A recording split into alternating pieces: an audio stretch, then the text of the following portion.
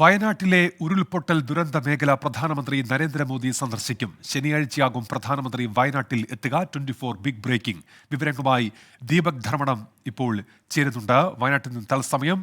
ദീപക്, എങ്ങനെയാണ് പ്രധാനമന്ത്രിയുടെ സന്ദർശനത്തിന്റെ വിവരങ്ങൾ? ഉന്മേഷ്, പ്രധാനമന്ത്രി ശനിയാഴ്ച എത്തുന്നു എന്നുള്ളതാണ് ഇപ്പോൾ കേരളത്തെ ഔദ്യോഗികമായി അറിയിച്ചിരിക്കുന്നത്. അതായത് ദുരന്ത മേഖലയിലേക്ക് പ്രധാനമന്ത്രി നരേന്ദ്രമോദി എത്തുന്നു. ഒരുപക്ഷെ രാജ്യത്തിലെ തന്നെ പ്രധാനപ്പെട്ട ഇത്രയും വലിയ ഒരു ദുരന്തം സമീപകാലത്ത് ഉണ്ടായിട്ടില്ല. അതുകൊണ്ട് തന്നെ വയനാട്ടിലേക്ക് പ്രധാനമന്ത്രി എത്തുന്നത് കേരളത്തിനും വലിയ ആശ്വാസമാണ്. കാരണം ഇപ്പോഴും ദേശീയ ദുരന്തമായി ഇത് പ്രഖ്യാപിച്ചിട്ടില്ല. പ്രധാനമന്ത്രി ശനിയാഴ്ച എത്തുന്നു എന്നുള്ളതാണ് ഇപ്പോൾ കേരളത്തിന് ലഭിച്ച വിവരം. SPGയുടെ ഉദ്യോഗസ്ഥർ ഇന്ന് തന്നെ എത്തുമെന്നുള്ള വിവരവും വന്നിരിക്കുന്നു. ഇന്ന് കേരളത്തിലെത്തി നാളെ വയനാട്ടിൽ അവർ പ്രധാനമന്ത്രിയുടെ സന്ദർശനത്തിൻ്റെ ക്രമീകരണങ്ങൾ ഒരുക്കുമെന്നാണ് അറിയുന്നത്.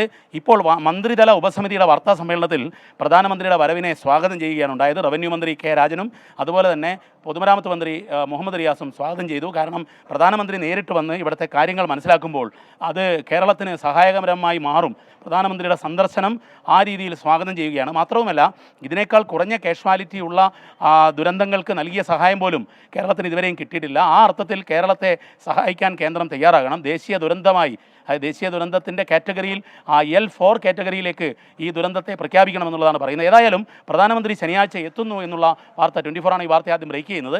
ഈ സംഭവം കേരളത്തെ ഔദ്യോഗികമായി PMO അറിയിച്ചു കഴിഞ്ഞു. മാത്രമല്ല, പോലീസ് തലപ്പത്തും അതുപോലെ തന്നെ മറ്റ് IB തലപ്പത്തുമെല്ലാം ഇതിൻ്റെ വിവരം സ്ഥിരീകരണം ലഭിച്ചു കഴിഞ്ഞു.